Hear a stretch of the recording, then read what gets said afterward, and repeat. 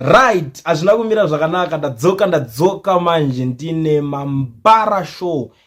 Tine vanhu vakaita umambara mumwedzi waSeptember wadarika uyu. Saka ndiri kutarisa nguva panapa pa Rolex yangu iri kundiudza kuti dziri kuma past 7 uri musi wa 1 October. Nyaya dzandava nadzo nhasi ndedze zvinhu zvese zvakaitika zvakativhundutsa umambara hwese wakaitwa mumwedzi waSeptember. Saka nhasi rega nditange nenumber 10 yangu. Number 10 ndeya Baba Betha Douglas Ngonzora, avo vakangonoonekwa vari kunopinda zvavo muhotel but card ndo varatanga kuramba kuswipe. These guys vangozvijaira ka. Ukangoenda kwese kwese unongosvika kuZimbabwe vanenge vabva ma fake opposition leader. Saka unogona kuenda ne fake credit card uchifungwa kuti zvinokwanisa kushanda futi wako nedzimwe nyika, but zvakazongonobounce zvikanoramba ikoko. Ndo zvimwe zvezvinhu zviripo. Ndobva ndasvika pa number 9. Pana vanoitwa Honorable Caston Mateo vekumarondera, vekugadzira ka office pamusoro pazasi pacho panenge pane ka pharmacy, pane ka driving school. Zvanzi ndane office yangu vanhu vekumarondera mawandirwa nyasha pota mujuya. Zvinhu zvakadai zvakakonzereswa nepressure yekuti vakatanga kunzwisisa kuti vanhu vemuZimbabwe vachade kunzwa nezvema MP vari kushandira bato re-Citizen Coalition for Change, because vari kunzi vakabetray Advocate Nelson Chamisa. Saka kubva ipapo munhu wese anga kungonzi ukanzwa muri kuti siya tichitambudzwa neZANU-PF muchitadza kunotimirira muparliament muri kuti didi. Saka this guy akati zano ndiripi, because 2028 ka ndinoona kutozo mukandato jobless nda unemployed. Akati is better ndigadzire ka office. Saka ndo vamwe vatiri kupinza pana line ivavo avene ivi munenge muchizongondiudzawo kuti anenge akanyanyisa ende upi. Ndobva tauya pane nyaya pa 8 tina vaChristopher Mutsvangwa na Rutendo Matinyarara.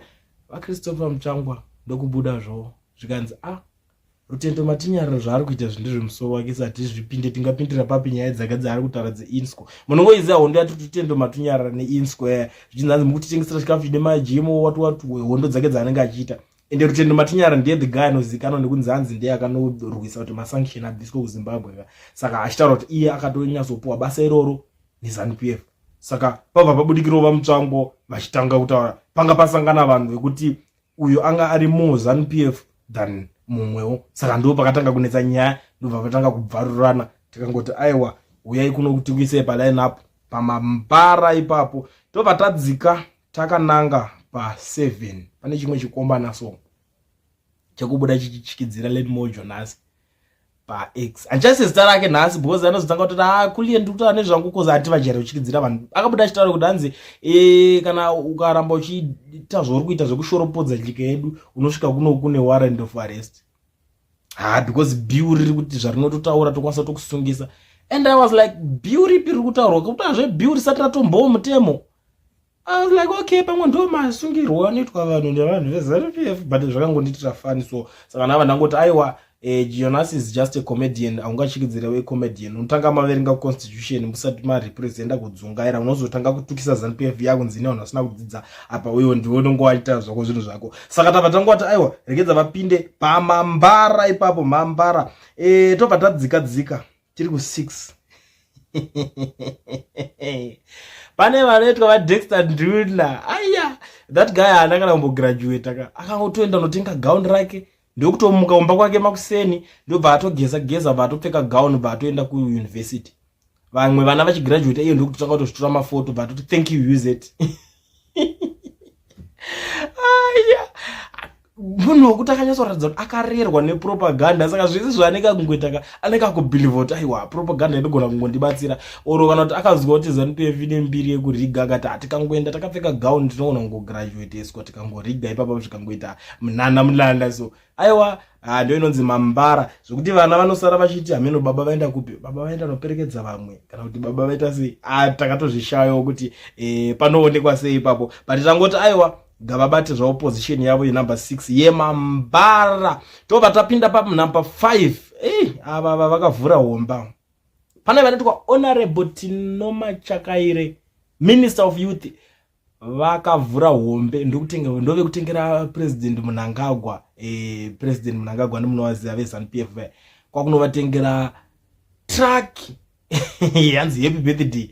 Aya pakavhurwa hombe ini vanhu vakapopota zvikanzi ibribe. Kocho chinenge chavatengera mota chaunovatengera chii chavasina mari yacho vanayo mari dzese dzenyika hamuzoone kuti shungurudzika kuri kuita vanhu. Aiwa tikati ava machakaire chimbofanai kujegera muri panumber 5 ipapo because makavhura hombe. Tobva tauya panumber 4 tine mamwe mambara akaitwa atisuda kunanga zita but pakaiswa mutemo wekuti kana uchienda kunotora insurance kana kuti nemutero wemota paya unofanirwa kutanga watenga radio license. Ndoyo unofanira kutanga wabhadhara iyo wotora. Vanhu takapopota pakapopotwa. Unoziva zvinongopohwa kunzi bhadhara radio usingaterere nepropaganda dzinenge dzichitaurwa dziya. Vanhu vakati atiterere zvinhu izvozvo sei muri kutimanikidza but zvikanzi haitsina kukombauza kana usingaderegedza. Saka ndo patakaona kuti regedza timbovaisa paposition iyoyo vombojegera tichidzika naro list panenge pane matai ipapo.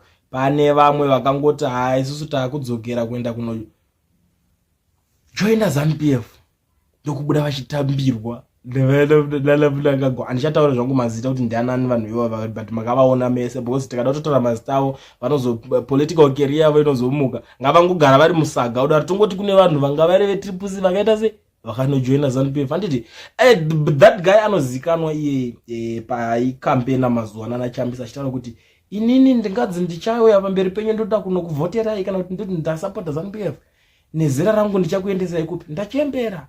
Saka inini naMnangagwa muhombe. Ndo zvaaitaura pamazuva acho. I think munogona kubva mangoita kakumurangarira mbijana asi zita rake hatichataure kuitira kuti anyatsogara akapera.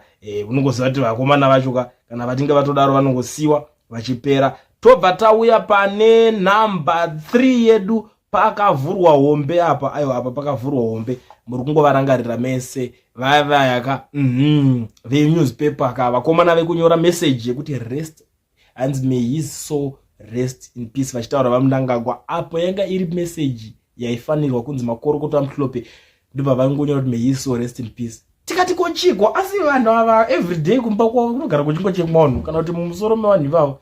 Ayo akazoka apologize zvake zvikanzi ayo munhu wacho akaedita ipapo akangono akarova copy and paste. Saka azokanganwa kubvisa zvimwe achinoedita kuzasi. Tikati aiwa ndousimba ihwohwo isai vanhu vechidike pamabasa vakuti vanonge vane time yekunyatso displaya zvese kwete kushanda mabasa neformula. Hazvidi kushanda neformula. Ndimazona chakashatira formula unenge wakangopinzwa basa zvezvo nebackdoor ngonzi zvinoitwa so kuti muchiuyawo nemamwe maideas manyowani hamuchakwanisi makungorwa copy and paste. Aiwa takati apa anonzi mambara hatine hedu nazvo zvakaitika since message yacho yaiitawo kakufarirwa nevamwe. Asi aiwa ndo umambara ihwo tiri kungoti mabasa iwayo ipai vamwe. Tobva tadzika panumber 2 pari kupisa pakanzi only $2,000 allowed out of Zim kuti ubude kuZimbabwe kozvidezvi. Yakadetsa nyaya yehama dzediwa. Unofanirwa kungobuda chete une mari 2000 zvichidzika kubva ku10 yakagurwa pakachohwa mafigures kusvika yagumira pa2000. Ameno pamwe zvitonzi imi munenge muchiita zvekutamba ka. Saka kureva kuti kana uda kubuda nemari yese unonga kutamba money pari kupisa. Ndo situation yakatoitika kana kuti yatopo. Ndo chimwe chimutemo chakatogadzwa but hachikuzviita hatinaka tingati kudiwo hama dzadiwa. Ndo nyaya dziripo. Tobva tauya panumber 1 tabva tangoisa ichiri kupisa zvekare. Pane vakanyora zvavo billboard vakanyora zita ramai Mnangagwa kuti excellence and I was like what excellence.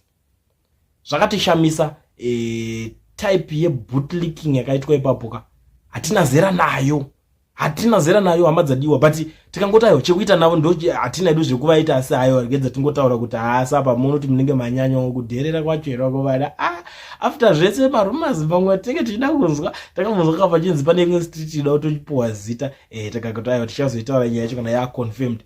Tobva taona futi billboard rakanzi excellence makati vhundudza hama dzadiwa. Right, ndopatava ne extra, ndine extra, this one is bonus. And imimi nhasi ndimi muchachuza kuti ndiani mambara akanyatsa kuitirawo mambara.